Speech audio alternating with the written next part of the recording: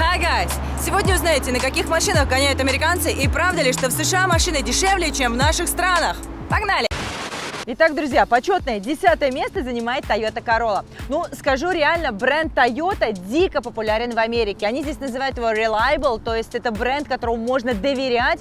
И в том числе, конечно, Toyota Corolla, потому что ценовой сегмент хороший, машина недорогая, при этом надежная. А если немного углубиться в цифры, то за 2019 год они продали этих Toyota Corolla целых 304 тысячи по всей Америке. Итак, друзья, Toyota Corolla, видите, в принципе, прекрасно выглядящий автомобиль, вот это, по крайней мере, на хороших дисочках. Итак, в США вы отдадите за вот такую вот Toyota Corolla 19 600 долларов. Плюс 7,5% налог с продаж автомобилей. Итого получится 21 070 долларов. Если говорить про Россию, то там такая Toyota Corolla стоит 1 533 000, что равняется 21 461 доллару. Я называю цены в долларах для вашего удобства, чтобы вы могли сравнить еще в своих странах. А сейчас чуть позже посчитаем еще проценты по автокредиту в США. Уверена, вы от них офигеете. 9 место, и на нем уютно расположилась не Honda Accord, ребята, а Honda Civic. Но все потому, что Civic действительно подешевле Accord, и да, очень-очень он популярен здесь. Я еще на самом деле помню времена в Москве, когда Civic был в Москве очень популярен, о нем, не знаю, мечтал каждый молодой парень, каждая молодая девчонка. И внутри такая приборная панель была цифровая. Короче, машина была реально модной, к сожалению, сейчас они в России не продаются, а вот в Америке, наоборот, просто какой-то бум. Как видите, Civic очень-очень здесь любят, на самом деле, цветов и разных комплектаций навалом. Если пройтись по ценам, то в Америке новенький Civic обойдется в 20 650 долларов до налогов. Плюсуем налог, получаем 22 190 тысяч долларов. Будет стоить такая самая минимальная Honda Civic. К сожалению, в России сейчас ее купить нельзя. Я пыталась нагуглить цены. Представительство, да, не продает. Они сейчас продают только Honda Pilot и Honda CR-V. Но я зашла на сайт БУ машин и там нашла вот такой же Civic, только черного цвета 2019 года. Он стоил 1 700 000, что в пересчете на доллары составляет 23 799. Следующая очень популярная в Америке машина Toyota Camry. Я бы сказала, что Camry здесь можно встретить любого года, вот, например, в Калифорнии, и 2005, и 2019. Короче, они гоняют вообще без проблем, и каждый американец тебе скажет, что если ты хочешь хорошую машину, да, если у тебя есть средства на это, то лучше купи Toyota Camry. Как видите, вся парковка представительства, она просто забита Camry разных годов. Давайте расскажу вам, сколько они стоят. Новенькая Toyota Camry в Америке обойдется в 24 425 долларов до налогов. Плати, забирай и уезжай, как говорится. А в России новая Toyota Camry схожей комплектации стоит 2 224 000, что равняется 31 135 долларам. Честно скажу, разбег такой неплохой. А чуть позже мы с вами посчитаем, сколько такая Camry будет стоить в кредит. Я уверена, вы офигеете от американских процентов. Ну а мы погнали дальше. Следующая хорошо продаваемая машина в Америке – Chevrolet Equinox. Действительно, вместительный кроссовер, большой, его очень любят покупать семейные люди, потому что там отлично могут расположиться дети, там 2 автомобильных кресла, хороший просторный багажник. В общем, действительно, General Motors со всей гордостью могут сказать, что у них получился классный автомобиль, который пользуется популярностью. И да, этот кроссовер завоевывает не только Америку, но и Европу. Я знаю, какое-то время он и в России тоже продавался. Нормально, да? Кто-то лимузин запарковал, только сейчас заметила. Вот он, кстати, Эквиноксик такого белого цвета, тонированный, хорошие диски, в общем, приятный, вместительный кроссовер.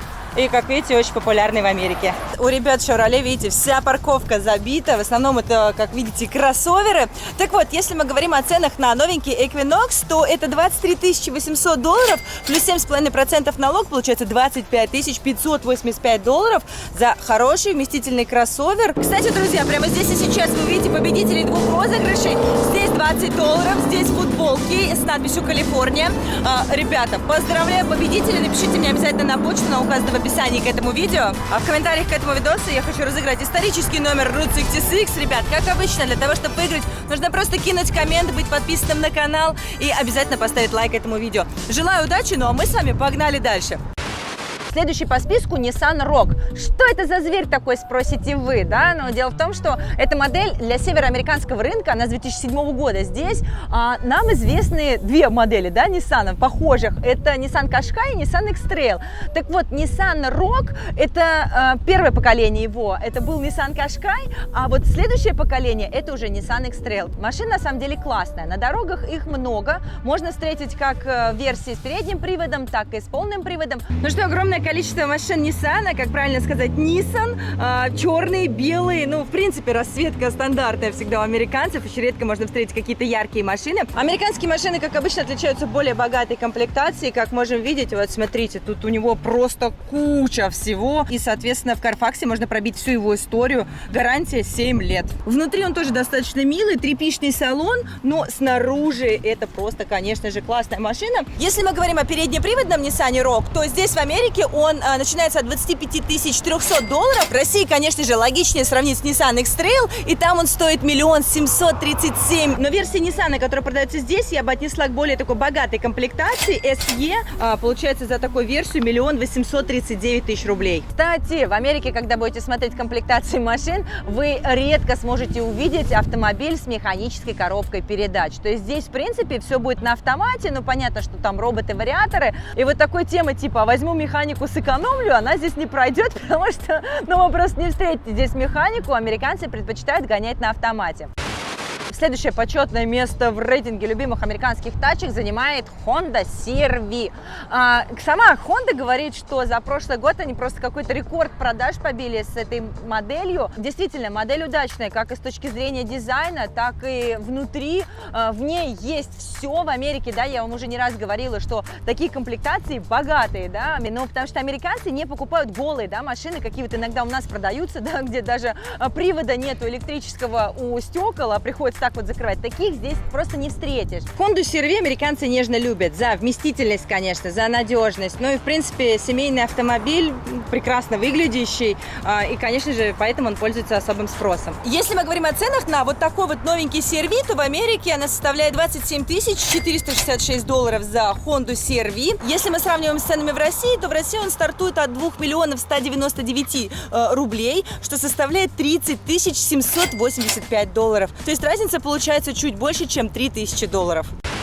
Следующее место рейтинга – Toyota RAV4. Ну, честно могу сказать, дизайн у нее потянулся за последние годы. Я давно за этой моделью наблюдаю. Компактный, но при этом тоже достаточно вместительный, хороший багажник. Покупают люди семейные пары. И как вы уже могли знать, Toyota, да, любимая марка в Америке. Я могу сказать, что она просто номер один. И, кстати, я помню эту дурацкую шутку на тему того, что RAV4 в России – это машина для женщин. Ребята, в Америке, раскрою вам огромный секрет. Нет понятия машина для женщин, машина для мужчин. То есть вот RAV4 может купить себе абсолютно любой человек и спокойно наслаждаться ездой. Стартует цена от 25 950 долларов, с налогом это 27 896. В России такой RAV4 будет стоить 2 732 000, что равно 38 247 долларам. Ну, ребята, разбежка, я бы сказала, больше, чем в 11 000 долларов между ценами в Америке и в России. Круто, не правда ли? Третье место. И здесь американец расположился. И это не Мустанг. Это Chevrolet Silverado. Большой, красивый, вместительный. Да, это все про него. И прожорливый, кстати. И да, этот красавец очень популярен в Америке, потому что, конечно же, его используют по большей части для работы. То есть в него грузят, там, не знаю, ребята, которые связаны с автобизнесом, там туда могут загружать колеса, какие-то запчасти. Chevrolet Silverado, друзья, это машина-легенда. Рабочая лошадка, естественно, но посмотрите, как они стараются принарядить их, какие дисочки добавляют.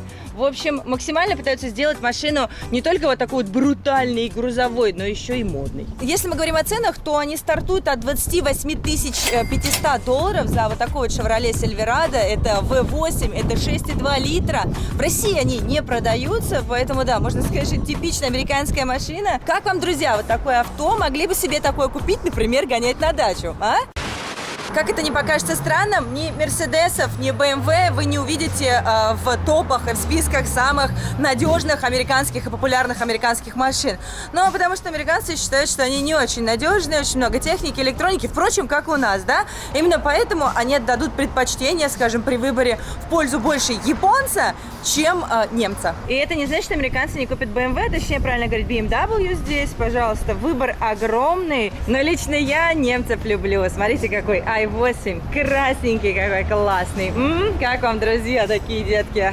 Вообще, дисочки, огонь просто. Номер 2 рейтинга. Вы прямо сейчас поймете, да, что американцы реально очень любят большие машины. Dodge Ram. Я бы сказала, что Dodge Ram это такой спортивный автомобиль среди этих пикапов, но имею в виду по дизайну. Они стараются на самом деле максимально его делать таким агрессивным, модным. Радиаторную решетку выкрашивают там в черный. Большими буквами написано Ram. Диски у него прикольные. Ну, короче, внутри то же самое. Вот он, Ram пикап стоит на парковке предыдущего и, собственно, нынешнего поколения. Смотрите, ну, все в нем, в принципе, классно, внутри дорого-богато, как понимаете. Короче, машина на все случаи жизни, кузов тоже прям такой, сюда можно много чего положить, то есть машину использовать и для бизнеса, и, собственно, для жизни. Вообще, Ram старались сделать максимально модной машиной среди всех этих таких пикапов. И, собственно, по ценам давайте пройдемся. Значит, Ram стартует от 27 656 тысяч долларов до налога, и, соответственно, есть версии по 395 лошадиных сил. То есть, понимаете, да, жрать будет много, но и при этом это рабочая лошадка, которая будет пахать и пахать. И на первом месте, друзья, не корейцы, не немцы, на первом месте Форды F-серия. Вот вам, да, и показатель того, что реально любят американцы. Большие машины они любят, как вы могли с сегодняшнего моего обзора понять. Вместительные, огромные Форды, просто лидеры продаж, да? Кто бы мог в это поверить, но на самом деле это так, и все знают, что в Америке любят большие машины. Ну что я могу сказать, друзья, машина-легенда Ford F-150, сейчас в прайсе она идет от 28 745 долларов. Вот такие вот огромные, типичные американские машины. Конечно же, их покупают в том числе для работы, по большей части, я бы даже сказала. А ребят на траках их часто используют, но посмотрите, какие красавцы, а? А прямо сейчас давайте посчитаем, сколько стоит взять в Америке тачку в лиз и какие проценты по автокредиту. А значит, конечно, есть всегда несколько опций. Покупка за наличные, пришел, купил, езди, пожалуйста. И есть покупка в лиз, и есть покупка в кредит, finance. Чем отличается лиз от finance? Это очень частый вопрос. Сейчас вам расскажу. Что такое лиз? Это когда ежемесячно ты платишь, но по документам он принадлежит лизинговой компании. То есть ты там не числишься как владелец. При этом на них обслуживание машины, ТО. Если она где-то разбилась, побилась, они чинят за свой счет, либо выдают тебе новую. Короче, весь головняк, вот связанный с обслуживанием тачки, полностью на них. Ты фактически только катаешься и платишь. В лиз всегда выдают новые машины, и обычно он на 3 года. Единственное ограничение – это километраж. Но здесь миляж это называется, потому что в милях, да? Миляж обычно ограничен от 10 до 15 тысяч. То есть, если ты превышаешь в год эту сумму, то ты должен сверхдоплачивать. Всегда лиз дешевле, чем кредит. И поэтому он, конечно, завоевывает огромную популярность, потому что задача любого американца уменьшить ежемесячный платеж. Но представляете, если у тебя по кредиту там 500 долларов в месяц, а по лизу 300 или 200. Ну да, ты будешь в месяц платить меньше, но подумай, что она не на твое имя написано. Про кредит что тут рассказывать? Я думаю, что вы все знаете. Это машина, купленная на деньги банка, да? У тебя есть обязательства перед банком на 3, 5 там, или 7 лет, все зависит от условий договора. Все ты выплачиваешь, по документам ты владелец. Да, система здесь такая же, она ничем не отличается от нашей. Итак, считаем с вами. Toyota Camry L, 2,5 литра 2020 года на 3 года. Кредит. Первоначальный взнос составит 1000 долларов, хотя вы можете внести и больше, но минималка будет 1000. Вы можете и 5 внести, понимаете, да? Чем больше вносишь, тем меньше платеж будешь. Кредит получается под 1,9% годовых, если мы считаем на 3 года, с ежемесячным платежом 713 долларов. Если мы с вами в калькуляторе бегунок перевернем и посчитаем на 5 лет кредит, то выйдет 5,25%, и здесь уже платеж меньше 411 долларов. А теперь давайте посчитаем лиз. Первый взнос также $1000 на 3 года. И здесь смотрим, есть ограничение 12 тысяч миль или 15. Ну давайте по 12 посчитаем. 12 тысяч миль это примерно 19 300 километров в год. Итого получается ежемесячный платеж $261. То есть там на 3 года 713, здесь на 3 года 261. Понимаете, да, почему американцы выбирают лиз? Ну как бы и бог с ними, кто там в документах числится, зато и ТО, и все на них, все расходы. Ты просто катаешься и потом отдаешь машину, когда она тебе там разонравилась. И это мы все с вами говорим про новые машины. На самом деле в Америке популярна покупка БУ автомобиля. Вот вы прямо сейчас за мной видите. 6999 вот за топ-пункта. Ну, в Лос-Анджелесе они популярны. Не скажи, что во всей Америке реально машины на любителя. Доджики, вот именно это 25 944. И есть красная версия за 24 900. И сейчас объявляю голосовалку, ребят. Что лучше, моя красная Honda или вот такой вот красный Dodge, а? Вы в каком лагере? Так, ну здесь Ниссанчик за 8 999, бюджетная машина. Вот кто спрашивал, машину до десятки, пожалуйста, вполне будет нормально гонять. Мерседес и BMW, я уже рассказывала, в Америке любят меньше, хотя бесспорно классная машина, тормоза, тележка пуляет. Опять-таки про модель до десятки за 9 999 можно купить вот такой вот Kia в хорошем состоянии, как видите. По крайней мере в Калифорнии здесь нет 4 сезонов. Резина понадобится тоже только летняя. Гонять себе на здоровье. А еще, знаете, я для себя открыла огромный плюс покупки машины в Америке. Это то, что они дают тебе прокатиться конкретно на той машине, которую ты берешь.